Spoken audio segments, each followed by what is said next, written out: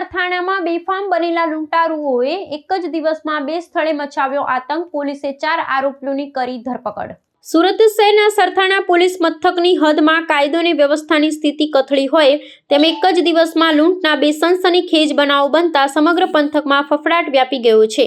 કારમાં સવાર થઈને આવેલા 4 અજાણ્યા શખ્સોએ પોલીસનો કોઈપણ ડર રાખ્યા વગર અલગ અલગ 2 સ્થળોએ રાહદારીઓને નિશાન બનાવ્યા હતા.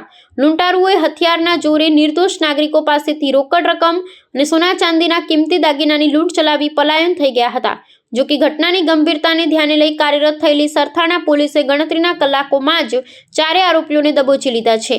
આ લૂંટની ઘટનામાં લૂંટારુઓએ જે પ્રકારે આયોજનબદ્ધ રીતે કારમાં આવી ગુનાને અંજામ આપ્યો છે તેનાથી સ્થાનિક રક્ષક દળના નાઇટ પેટ્રોલિંગ પર અનેક સવાલો ઊભા થયા છે.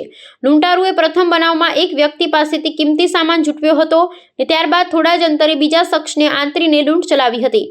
પોલીસે ધરપકડ કરાયેલા આરોપીઓને લોકોમાં પોલીસનો વિશ્વાસ પુનઃ સ્થાપિત કરવા અને ગુનેગારોમાં ભય પેદા કરવાના હેતુથી જાહેરમાં લાવી તપાસની કાર્યવાહી હાથ ધરી હતી.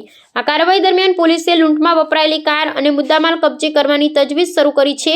શહેરમાં વધી રહેલી ગુનાખોરીની ઘટનાઓને પગલે સ્થાનિક રહીશોમાં રોષ અને ભયનું વાતાવરણ જોવા મળી રહ્યું છે. ખાસ કરી રાત્રિના સમયે પોલીસની નિષ્ક્રિયતાને કારણે ગુનેગારો બેફામ બન્યા હોવાનો આક્ષેપ થઈ રહ્યા છે. ઉચ્ચ પોલીસ અધિકારીઓએ આ મામલે કડક વલણ અપનાવતા સરથાણા પોલીસને પેટ્રોલિંગ સઘન બનાવવા અને રાત્રિ દરમિયાન શંકાસ્પદ વાહનોનું સખત ચેકિંગ કરવા આદેશ આપ્યો છે. પકડાયેલા 4 આરોપીઓ અગાઉ કોઈ ગુનામાં સંડોવાયેલા છે કે કેમ તે દિશામાં પણ હાલ પૂછપરછ ચાલી રહી છે.